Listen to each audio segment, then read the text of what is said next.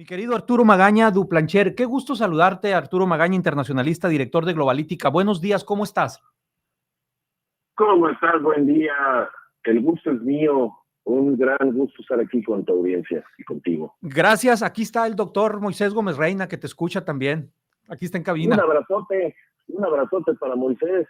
Arturo, gusto saludarte. Buena semana. Además de Sí, Taylor señor. Swift, Además, en Estados Unidos, ¿no? como fiel de la balanza, reaccionando Biden.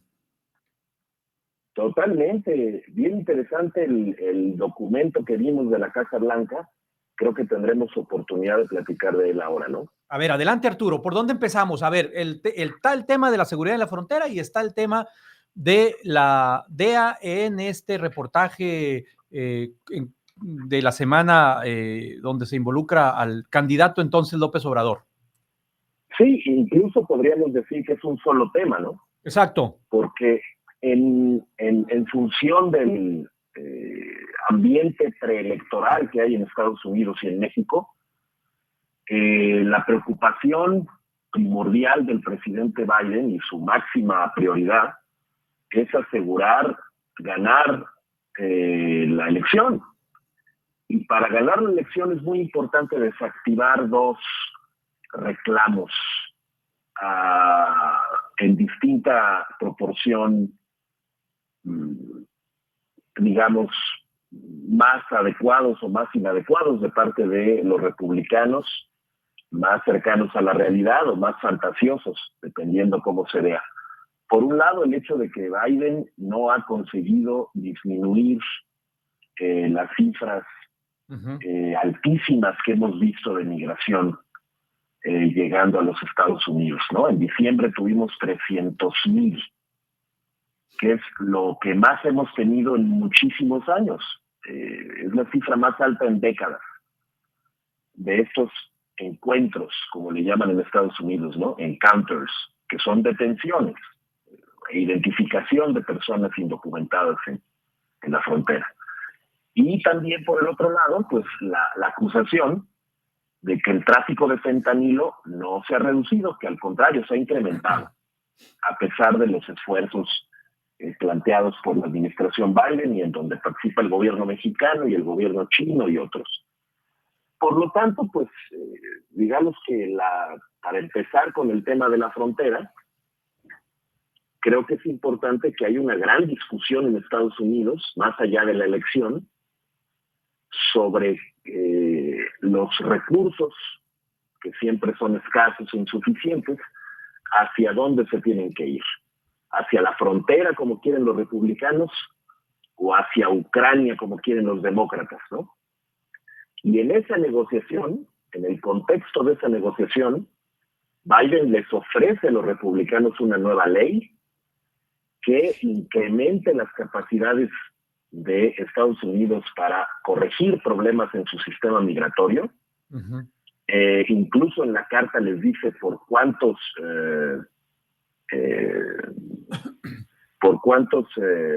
agentes de la patrulla fronteriza, por cuántos jueces de inmigración, por cuántos oficiales de asilo, incluso por cuántas máquinas de inspección para detectar fentanilo aumentarían las capacidades estadounidenses, y que a cambio de que aprobaran esa legislación que está, pues parece diseñada para el gusto de los republicanos, pues que también le aprueben a él recursos para Ucrania, que son muy importantes para la defensa de los intereses de Estados Unidos en el mundo.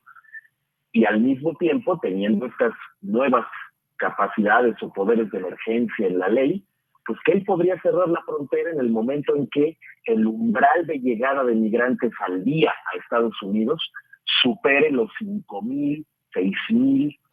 Todavía esto es especulación, no se sabe bien a bien el número final. Cosa que pasó en diciembre y noviembre pasado. Teníamos números de 12,000, 13,000 llegando todos los días. Sí. Entonces, cerrar la frontera no significa lo que interpreta López Obrador, interpretan otros, de cerrar toda actividad en la frontera.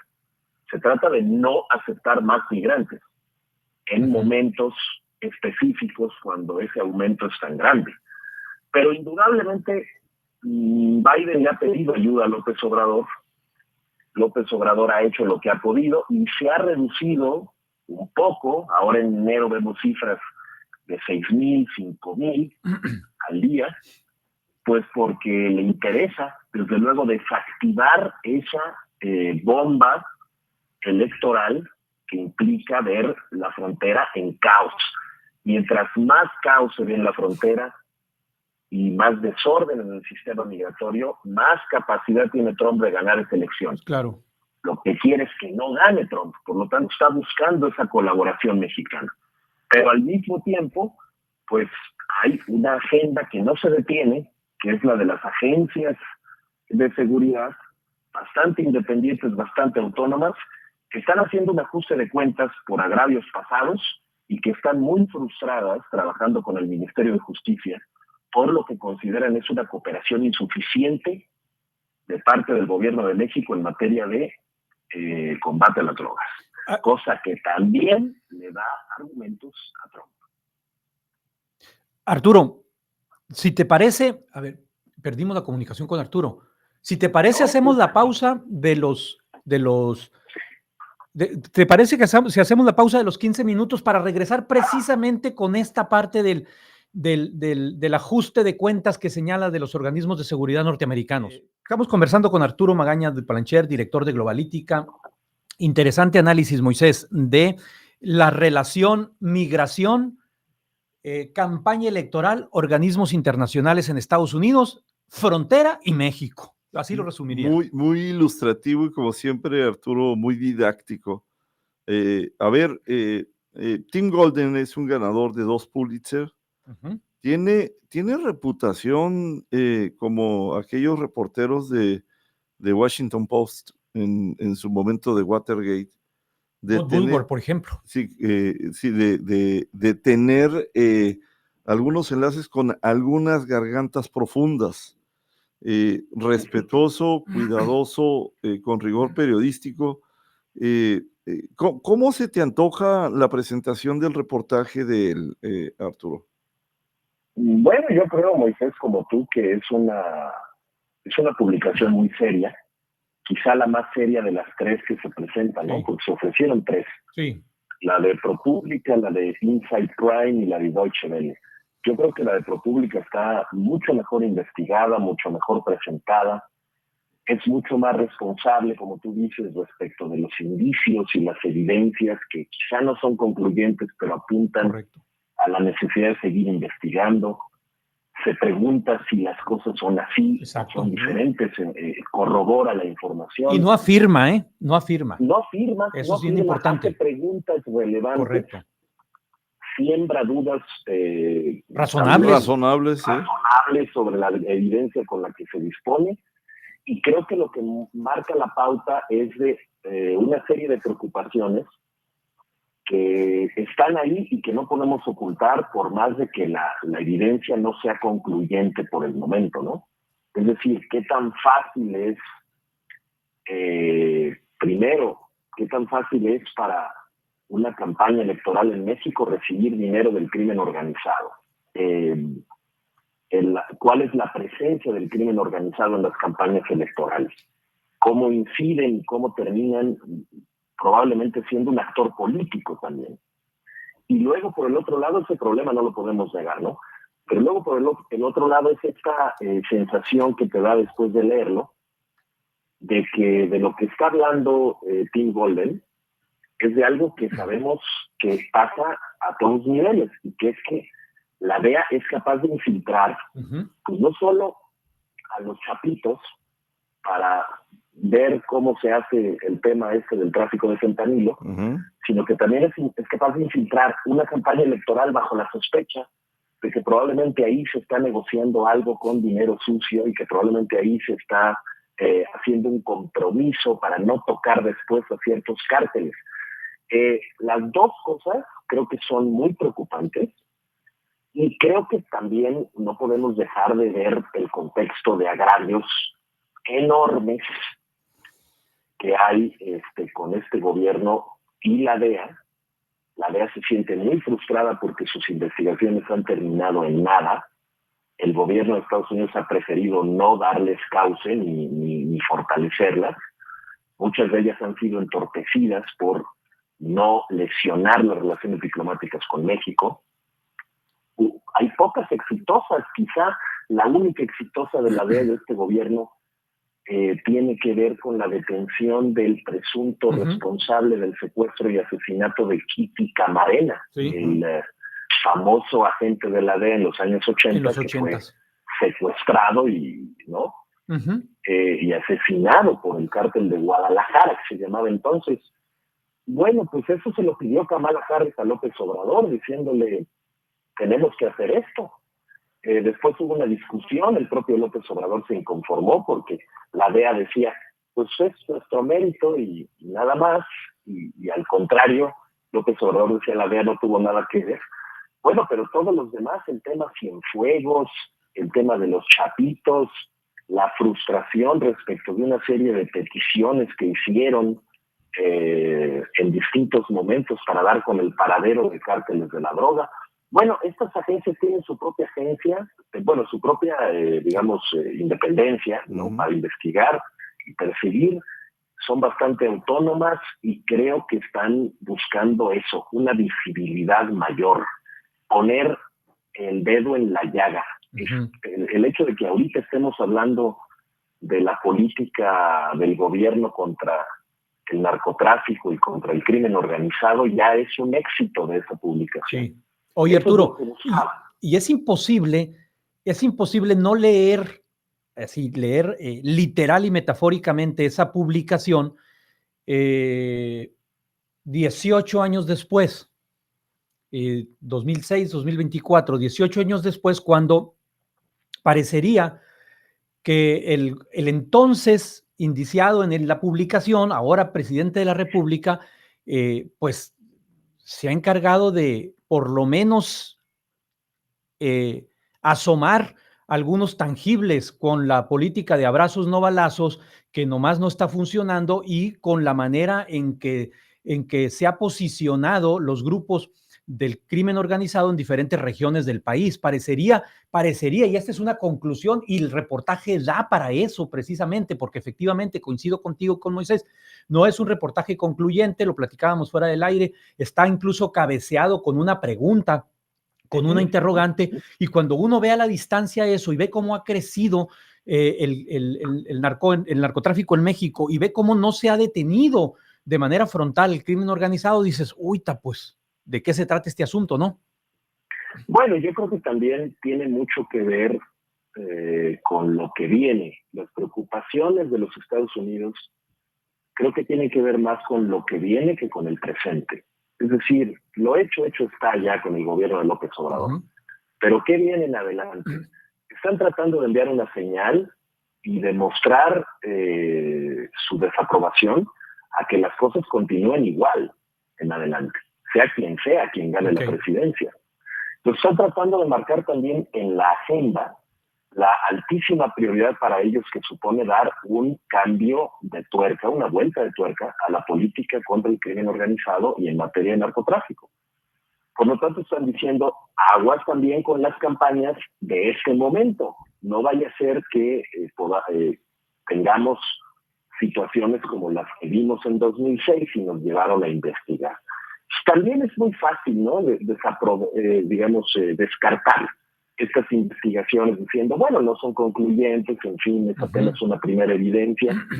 No importa, las grandes investigaciones periodísticas empiezan así, sembrando estas dudas, preguntándose si las cosas son así o no, haciendo, digamos, una agenda de investigación periodística. Y creo que no se vale también decir, bueno, esto es una filtración, es un nado sincronizado para hacerle daño al gobierno. La utilización del timing, pues desde luego, tiene que ver con la organización que filtra la información a los medios. Claro, pero después los medios hacen su chamba, ¿no? Claro, sí, porque deciden cuándo reciben la información. Sí, claro, porque está visto que esa información se obsequió, por decirlo de una manera elegante, a 2 o 3 medios, y la diferencia es que Golden cabeció con una pregunta y poniendo en duda y cuestionando, pero decía Jesús, ¿por qué después de 14 años esto pega? Pues porque el entorno del incremento de la impunidad y de la permisibilidad de la violencia, ya no solo en las zonas en donde en 2006 había presencia, sino en estados y en localidades en donde se ha incrementado de manera sensible en los últimos años, pues te da el entorno, es decir, le da vigencia y le da credibilidad al tema, Arturo. Sí, claro, el número de candidatos asesinados en la elección del 21, ¿te acuerdas, no? Sí. Exactamente. Eso ya generó una alarma tremenda en Estados Unidos. Pero luego también esta zozobra de que,